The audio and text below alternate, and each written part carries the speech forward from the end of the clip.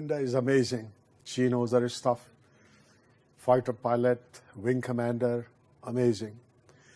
We now move to Technocalamity. What is Technocalamity? Why is it impacting large businesses around the globe? Technocalamity is basically the free tsunami of technologies that are washing over old systems and procedure at such a phenomenal rate that until and unless new understanding is developed that how this free technology is going to allow us to navigate into the oceans ahead. I have with me now Naveer Khan, bright, smart, young, experienced, GGC, Pakistan, international, big companies, everything. And we're going to talk a little about what are some of the solutions, what are some of the issues. He's a consultant on the transformative information and all this new language that is erupting. But the most important thing is fact. Without technology, there will be no business around. Simple. So, Naveer, here we are. Tell me a little bit about some of the current challenges, or you think what businesses are facing. Like, what are the top 2 things that people are awake at night? And our focus is all those people out there who are paying, who are dealing with the mid-sized businesses, $5 to $50 million businesses. So I want to keep IBM, General Motors out of it, and so on. And I also want to keep the startups out of it. So we are into the $5 to $50 million mid-sized economy. What are their challenges? What is keeping them awake at night? I think what's keeping them awake at night is not a challenge, it's an opportunity personally.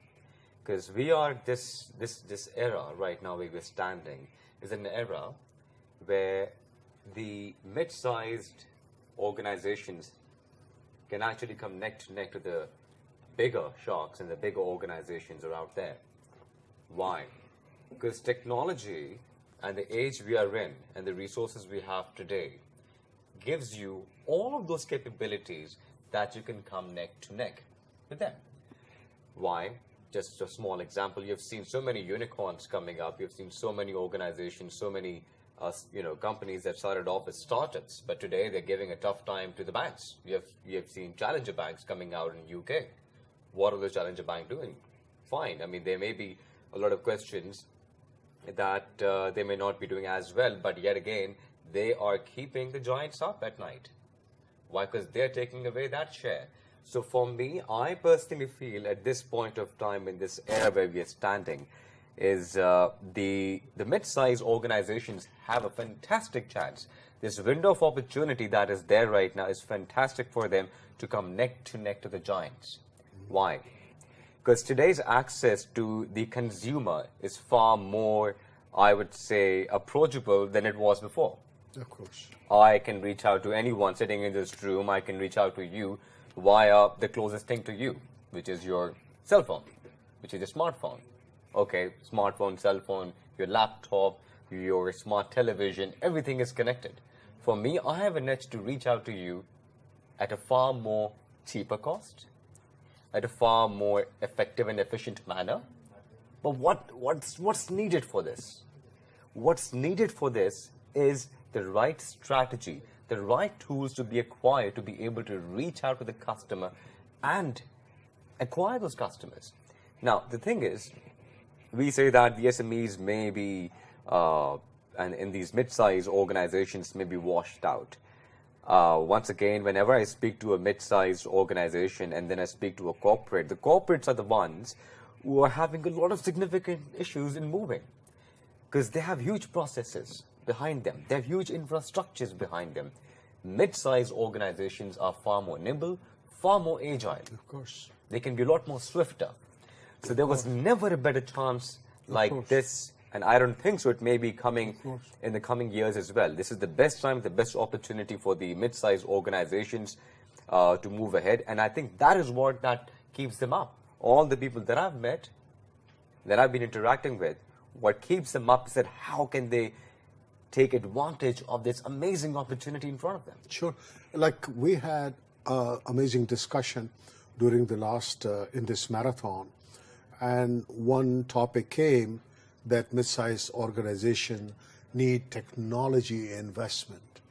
And the question that it is a major investment and so on. And we argued that it is a wrong perception because technology really requires appreciation and developing a technical mind, a mind that can open to all these technologies. Technologies are already there. Majority of them are, those infrastructures are already there. A big chunk of it is almost free. But if you do not have that thinking, so if you grow your mind to start accepting all the technological, all the major evolution and all the technological things, then you can grow. And I think that this is where the challenges are. That mid-sized companies are frightened of technology. They think that now they have to do something very complex or something, rather than saying, why don't we start thinking from a technical mind? Like we have this discussion coming up that how do you take social media and rather than just do your own posting and whatnot, you really look at it that how these things can outpour and outcast, completely cascade your business. Develop the mind to think like the technology, develop a technical awareness, like you have an artistic mind when you go into the fashion business. You have a financial mind when you go into the finance business. Technical mind, thinking without being an IT expert, those are some of the new challenges. I'd like to add a point over here, which is going to be, what do you like the most when you use, I'm sure you've used a platform economy, platforms, multiple platforms such as Uber, Airbnb, Careem. What do you like the most about them? Experience. One of the things is experience.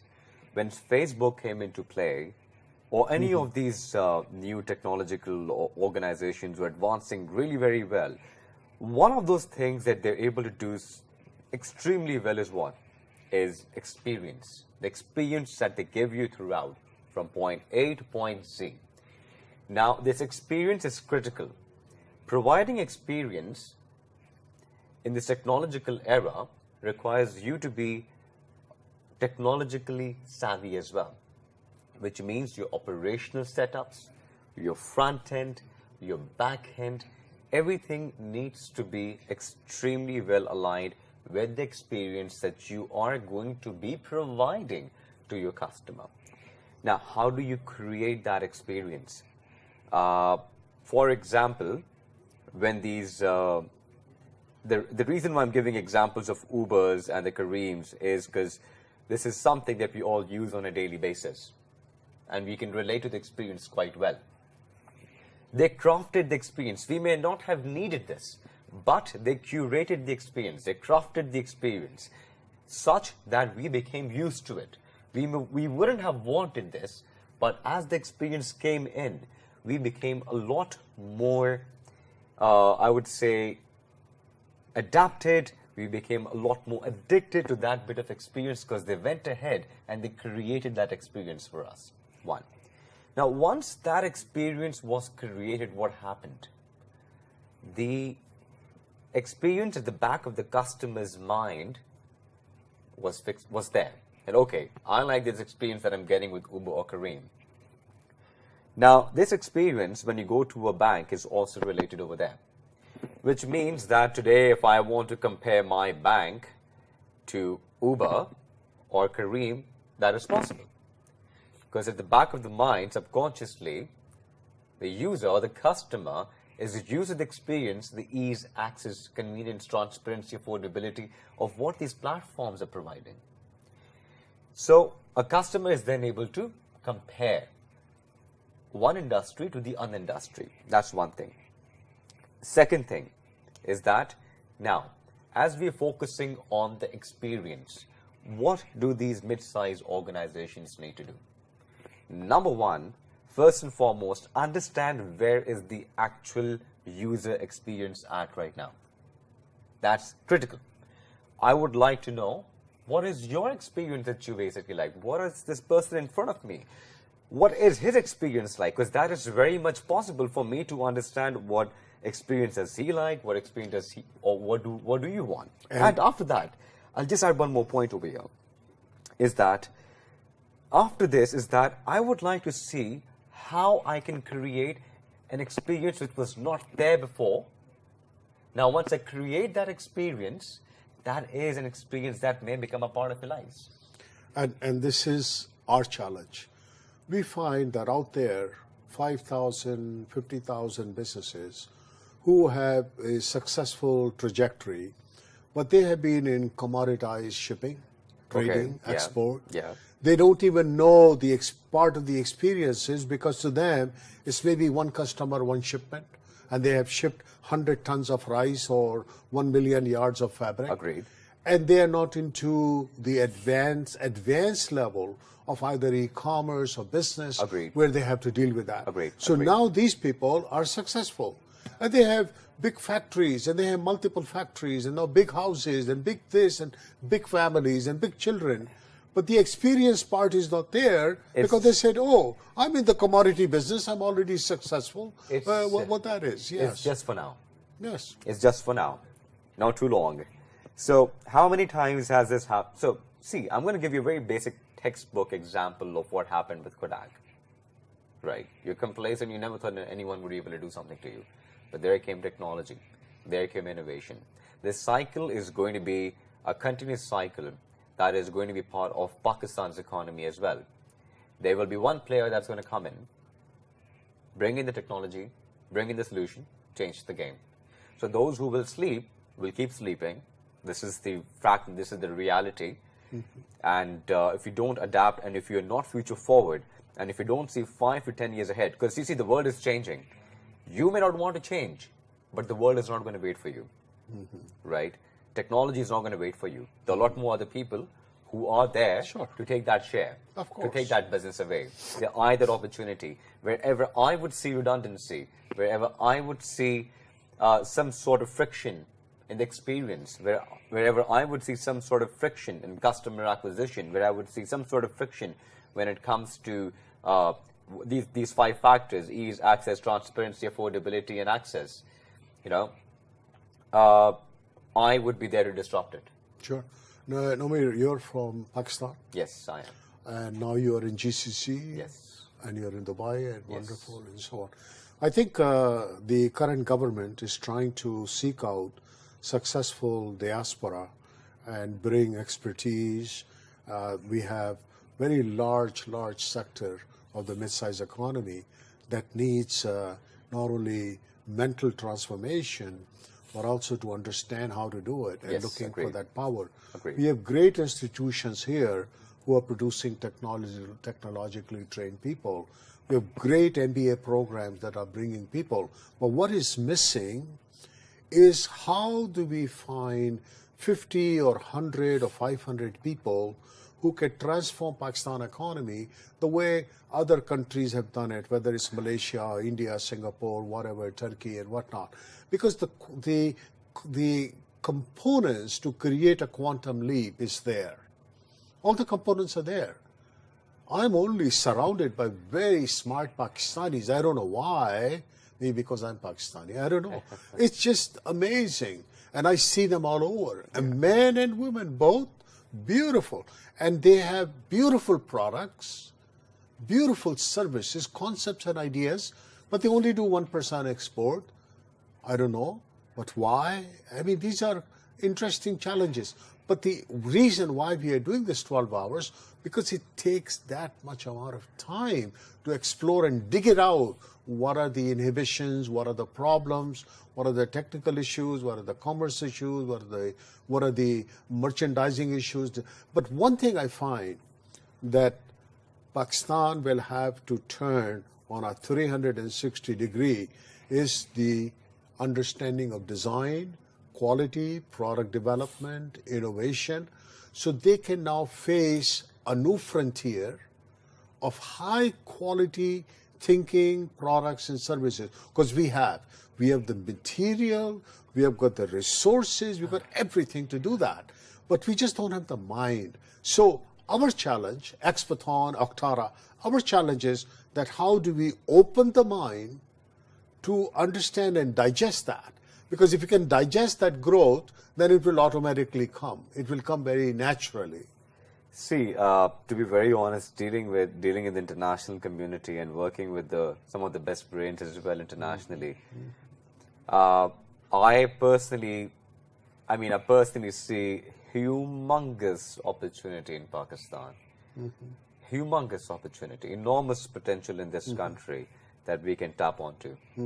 I feel sad when I see our neighboring countries progressing when it comes to technological solutions, and we are not a part of it. Now, what needs to be done? Number one, I'm happy to help Pakistan in any way, because I'm trying to bring back whatever I have acquired in my short span internationally and trying to bring it back to Pakistan. Sure. One, and happy to collaborate on that. Second is going to be the aspect of what needs to be done. See, this discussion we were having, because I deal in financial technology as well significantly. One of the things is that Pakistan has been responsible for creating some of the best bankers, right? Of course. And but once again, as I said earlier, it's time for us to wake up. If you don't wake up, then this edge is also going to go away. Now, today's financial services are being disrupted by technology again. Sure. Now, which means that your bankers need to be a lot more technologically savvy as well in order to be there with the game, what is happening globally. Sure. The world is changing. You have challenger banks coming in. You have back-end processes being disrupted. You have lean 10 to 15 employees running a multi-million-dollar organization. That is the world today, right?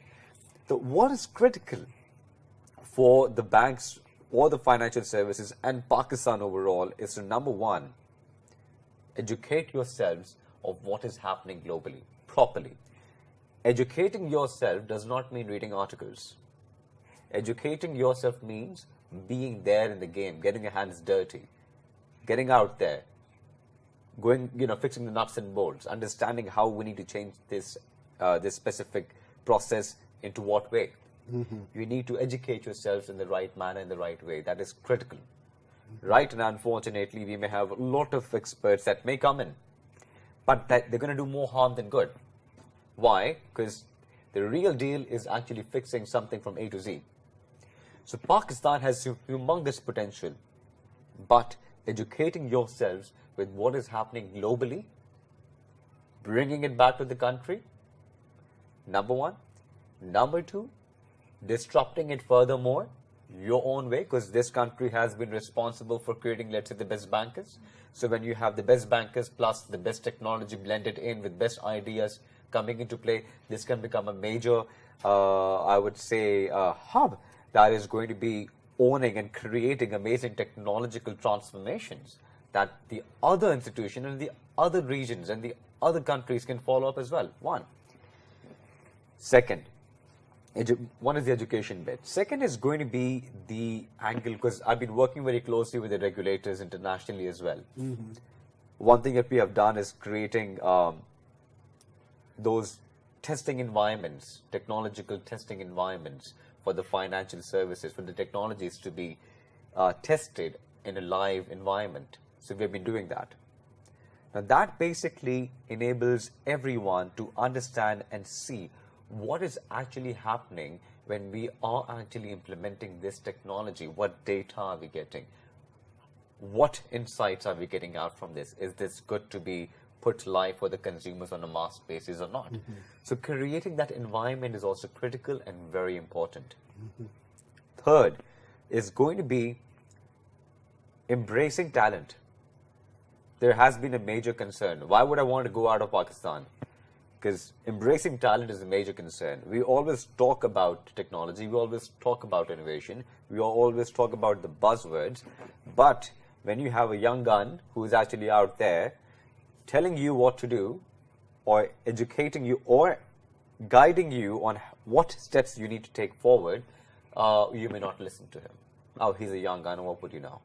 Well, once again, the young guns. I'm not saying that I'm in complete favor of the young guns only. You need to take the real examples as well. You need to also take insights from those people who have been a part of the game for the very longest time, because their insights are critical. But you need to have a blend of both. No, I don't. I think it's unbelievable that how rapidly things are changing. And we have said it, in less than 500 days, we are at year 2020. Yes. Expo opens in Dubai next door. All kinds of new visions are tabled at that time. But this is an ongoing subject. I don't believe that you can become instantly transform into new technology by listening to me and Amir Yes, for agreed. 15, 20 minutes, or listening to this for 10, 12 hours. This is a lifelong commitment going forward and so on. I want to thank you so much for finding in your scheduled time for us.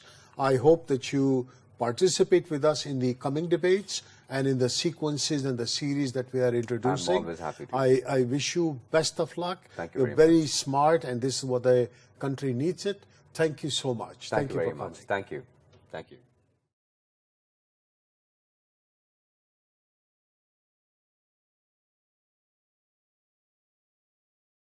What is technocalamity? Technocalamity is when the overflow of free, almost free information, it starts taking over industries and it start impacting our social life and our economies. We are in the midst of technocalamity right now.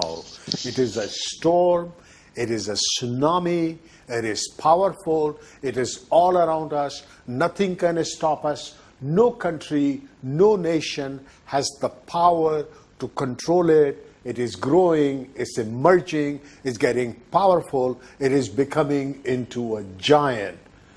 The most interesting thing is, majority of this technology is almost free. Majority of this information and technology can be used for good, practical prosperity, and majority of this technology can also enlarge our mind by giving us free time, so we could do things that in the old system, in the old bureaucracies, we were grounded to work that now we are being liberated from. Dr. Tausif Malik, PhD, a brilliant guy on a lot of technical issues here with us, and I will take right into the subject that how these technologies are going to impact the grassroots, how these technologies are going to simplify some of the entrepreneurial issues and challenges, all the way down to villages and communities and countries like Pakistan or India and other nations with population can enjoy it. Dr. Tausif Malik, it is a pleasure to have you here. Please give us some of your reflections and thoughts. What do you think technocalamity, these notions of advanced blockchain and cryptocurrencies and all these new sciences, the new terminologies that have come about, how are they going to really impact the grassroots of the society? Please. Assalamu alaikum, Naseem Saab. Thank you so much for calling in. Bismillah ar-Rahman ar-Rahim. As-salatu was-salam ala Rasulullah, as-salatu Habiballah. Firstly, Naseem Saab, the technology revolution which is taking place is blockchain, which is cutting across nations, it's cutting across paradigms, it's cutting across various verticals. And it is just empowering people, as 20 years ago, internet empowered everyone. It democratized knowledge. So 20 years ago when internet came, people who couldn't have access to information because they couldn't buy a Britannica encyclopedia, they could go to Wikipedia and pick up information. Because Britannica encyclopedia was 800 pounds, but normal people can't afford that. So it was, the knowledge was controlled by class society. But thanks to internet, it just democratized everyone. And it created new knowledge societies, and it created new paradigms, and it created new entrepreneurs, and created new wealth actually. So blockchain is 6.0 version of the internet. That's what I believe. and it's changing the way everyone's thinking. And on blockchain, cryptocurrencies are generated. That means the transaction fees on blockchain is cryptocurrencies, and that itself is shaking the central banking systems of the world. So it's a profound, systematic impact on the global economy. Now, how do you see that? What is the practical or pragmatic side of it?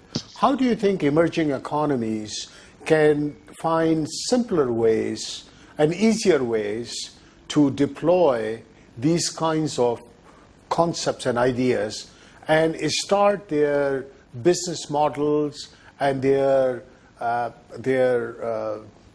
sustainability models on it in such a way that they can enjoy the future? See, developing economies like India, Pakistan, Bangladesh, African countries, they can use technology because technology has become cheaper. Like 22 years ago, I had an idea of LinkedIn kind of a thing. And I approached India Today Group, which is India's largest media houses that time, that we can have a social network. It was not called social. It would be indiatoday.com/Tausif Malik. So I would have a profile picture and my data, and it can be used, mine for, all this stuff. But unfortunately, that day, dedicated server would cost me 3 crore rupees, Indian rupees. And 3 crore rupees for a guy 19 years old, kid can't get 3 crores those days. But now is the situation that the server is $5 a month. The cost has come down. If you go to Amazon, its hosting is also free. So people, as you started the session talking about free technologies, countries like India can use free technologies, Pakistan can use it and develop it. Now, a lot of people say, we need to do high-end kind of a stuff, like blockchain, fintech, all that stuff. I think like the program which we are developing in India, it's called Maha-BFIC. We're promoting Pune and Maharashtra as the state for becoming the blockchain fintech capital of the world. And while doing that, we encountered something called crypto mining or Bitcoin mining. Now, in the tech space, especially in blockchain space, anybody, when the data is put on the system, like let me explain how blockchain is versus regular data hosting. When I put a server, when I take a website and URL and then I develop a website, I need a hosting company. So I pay them an X amount to host it. Now, when I'm doing that on the hosting it, the data is not secure as much as it can be. Anybody can crack into my website, put various things which might be harmful to my business image and everything. But in blockchain, the data is spread like a blanket. We don't know how much % of data is there in the blockchain system. And people who host the data are called nodes. And a node is equal to human being, which is called a miner, and equipment is called mining equipment. This is the low tech of high tech blockchain. Now, when we were thinking about doing this program, 20 years ago, Pune was the hotbed for developing IT. Mr. Sam Pitroda is a legend in the business. He came to Rajiv Gandhi, a former prime minister and late prime minister, and he told them and his mother, the Indian economy will only grow if you have telecom policy. And we should venture out into computing. Luckily, he lives in Chicago, I live in Chicago, so I had interactions with him. And unfortunately, everything from Pune moved to Bangalore. Not a problem because we're in the same country. But being a proud person from my city, I needed to do something for my city. And we started saying that, as I told you, that blockchain is 6.0 version of the internet and maybe 10 times a version of the basic computing thing. So we started doing that, and then while doing that, putting the whole program of putting an ecosystem, getting $500 million in investment, we came something called crypto mining. And when we research, crypto mining is the lowest of low tech. Anybody who can operate a smartphone can do crypto mining. He just needs to buy rigs, plug it into the API of blockchain, and do automation, and bingo, he can start generating money. 20 years ago, IT revolution happened in India. And thanks to Mr. Sam Pitroda, when he came from Chicago, he met late Prime Minister Indira Gandhi ji and his son Rajiv Gandhi ji. And he proposed an idea of setting up a telecom policy in India. For every 10,000 household, we only had one telephone. And he said, once we have telephones, Indian economy will develop faster. The next thing he did is he started a supercomputer called Param in my city. So University of Pune had a center called CDAC established by Mr. Sampradora, and Dr. Vijay Bhatkar and Dr. Mashlekar created a computer called Param. America, Russia, and Japan refused to give India a supercomputer, and they started it. So fast forward, Pune became the hotbed for technology development. But unfortunately, for whatever reason, it went to Bangalore in India. Even though it's part of India, but as a proud Punekar, I was born, raised here, I'm very proud about my heritage. And when I found out that, this has happened, and I was part of that revolution, I created an advertising format and I became very famous. Now, when I came back from America and coming and going, I saw an opportunity in blockchain, fintech, ICO, cryptocurrency. They're part of the same thing. And we said, why don't we pitch Pune as the blockchain, fintech, ICO, crypto capital of the world? And to build that thing, we said, okay, we'll do one big event, which we are doing, and we would like you to come and attend an event and your audience. It's a big event. We are estimating $500 million investment in my city, in my state, and in my country. And then we want to build a whole ecosystem. Now, while doing that thing, by building that whole ecosystem, we came across something called crypto mining. Now, crypto mining is the least technology or the low tech in the high tech world of blockchain. So anybody who puts a data onto the blockchain system, and then somebody puts a stamp, like a mohar lagata hai. When he puts a stamp, that becomes a certified data. And because he's putting a certified data and he's putting the minute data on his computer, he gets rewarded by cryptocurrencies. And the major one is called Bitcoin. So we thought, why don't, so this happened. Now more I thought, I wanted to have something very unique. Now IT revolution, the way it has created a lot of jobs in cities, services jobs. So people from rural area, they come to the cities and drive cabbies, Ola, Uber, they work in a food delivery system. But what's happened is they getting disconnected from the villages. They're making money. The other thing was, if people move to the cities, then the rural societies don't get revenue. Whether it's Gram Panchayat, whether it's a municipal corporation, they don't get revenue. Now, crypto mining is the only technology, when you compare all the technologies, that can be done of the comfort of a home of a farmer in his village, in his hometown. So that will also help in sustainable development of a village, vis-a-vis people coming to the city, putting an environmental pressure, social ethical pressure, economical pressure. So many things happens when a lot of people move to a city. Puts a pressure on the whole system. So I devised this program and I approached Mr. Milind Kamble, who's the founder of Dalit Indian Chamber of Commerce and Industry. He's a friend of mine. I talked to him, he says, Kamble ji, this is an idea. He says, let's do it, I'm game on. And we created a training program which would empower 3,000 students at one time. They don't need to come from the cities to the villages to the city. They can sit at home and do crypto mining. And India should become, that's our vision, India should become the crypto mining capital of the world. Right now it's done by China and Russia, but China is not doing much. Russia has a population problem. But India doesn't have a population problem. Mm-hmm. So the way 20 years ago we used Indian manpower to become a global hub for manufacturing and knowledge society, we want to become, because of our population, crypto mining hub. And this is the technology which will make economic sustainable model for villages. And that's what I'm calling reverse migration. That's amazing. That's amazing. I mean, it's unbelievable. This is very much like that how Silicon Valley evolved. Before Silicon Valley, people had no idea what e-commerce and what this stuff was. I mean, there was time when people couldn't tell the difference what the word software and the word hardware meant, and so on. So this is unbelievable. I want to ask you this thing, Dr. Malik, that when we're talking to these mid-sized businesses who are shipping rice and textile and basic commodities, and they've done very well, and they have big houses and cars and big factories, and they think that they've really arrived, and sure they are. And absolutely, and well done, and congratulations. They deserve it. We are talking about their next generation. We're talking about their children. We're talking the next leadership. Because what brought them here may not take them there. So the question is very simple. What are some of the challenges of creating this transformation to this mid-sized economy, the driving engine of a country like Pakistan?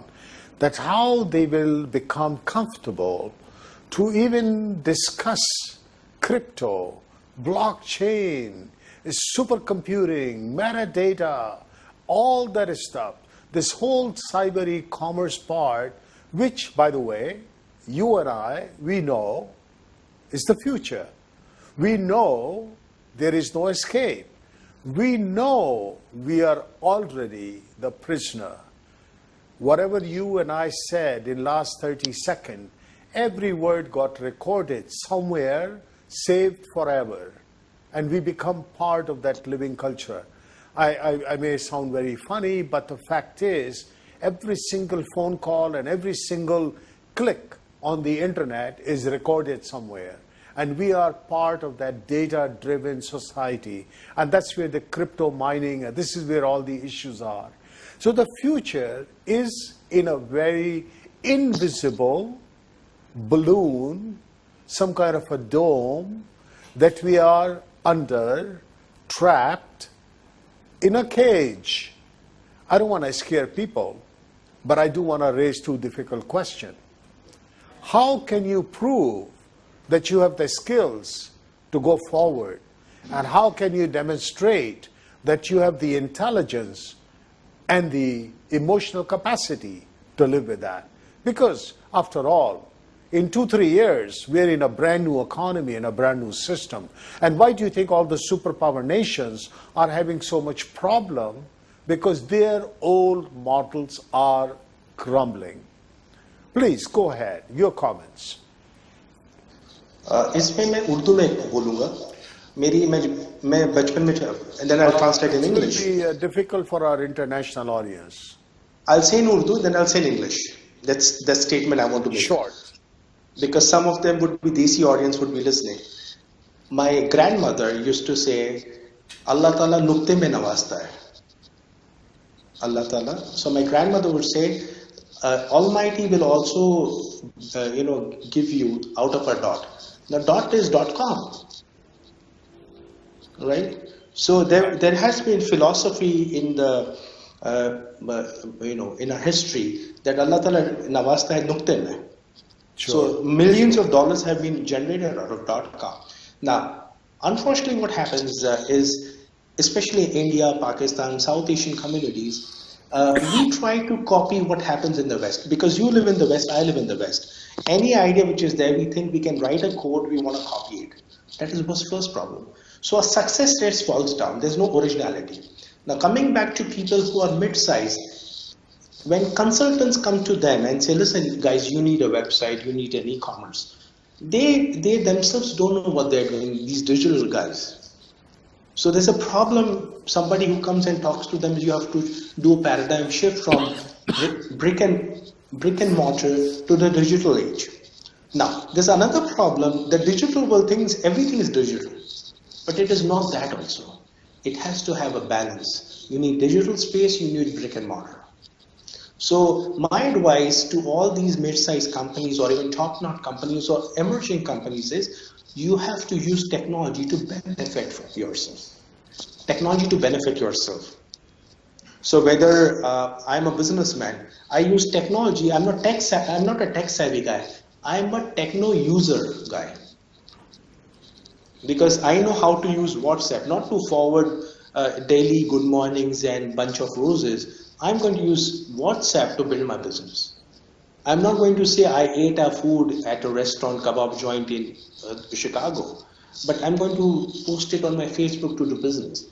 Unfortunately, a lot of people use technology just expressing themselves rather than using it for themselves, businesses. So there has to be some kind of a change. And the message to the youngsters is, why don't you use your own mind? Because see, what happens in the West, like Canada works differently, US works differently, even though they look similar. So what happens in the US can't be implemented in the Canada. Same thing in UK. You have to localize it. What works for you? So somebody listening to my crypto mining thing, they will say, "This is bingo. This is a great idea. I need to go back to Pakistan and start this." It might not work in Pakistan because this might be India-centric idea.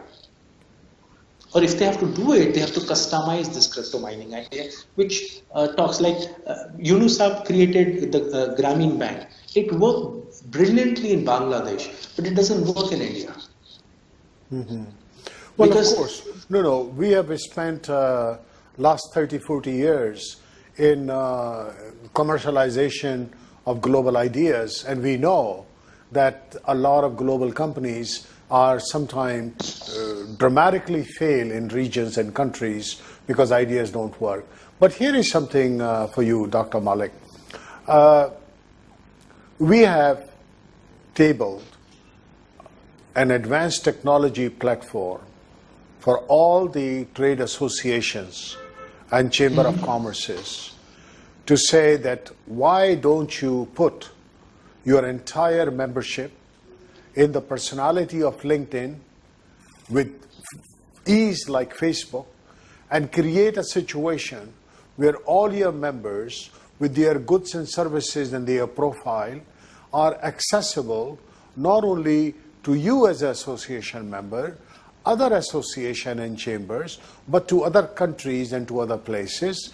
And it makes life easy for one company to try to look. Now try to look for somebody that makes socks in India or Ceylon or Karachi or Pakistan or Lahore. It will be an impossibility. So many variations, so many combinations, so many things. But if you go to a trade association and said, I want to check this out or research this, or I want to collaborate, I want to do business. These are simple 101 commerce ideas. It seems that these traditional bodies, which have served the society so well in the last 100 years, are so disconnected on this digital platform that without such capability, the future of these manufacturers and these businesses and these services is in a limbo. Because let's face it, after all, a farmer, a production house, a small manufacturer, mid-sized manufacturer, they have enough problem on their own. They are not going to become global marketing expert, global technology expert, global commercialization expert, and they need these tools. And this is where the free technology comes into. By the way, we are offering this to Pakistan for free. We are offering this to trade association and chambers of commerce for free. It would be about $1 billion 10 years ago, but we are offering it for free today. So to me, technocalamity is when the tsunami of free technologies overflows and hits you so hard that your entire model gets washed away. And this is where people like you are bringing out the new vision that how to big something in the masses and try to have them appreciate and understand. So in conclusion, what are your top two prediction for the emerging economies as far as new technologies are concerned, or crypto or blockchain concepts are concerned?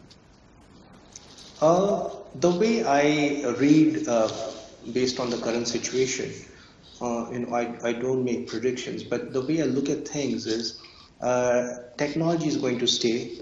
People who can play with the technology are going to leverage and make money, and they're going to sustain. People who can't, they will be there at a particular point because brick and mortar trade is going to there. Like even in America, I did a random study. People still prefer to pick up cash.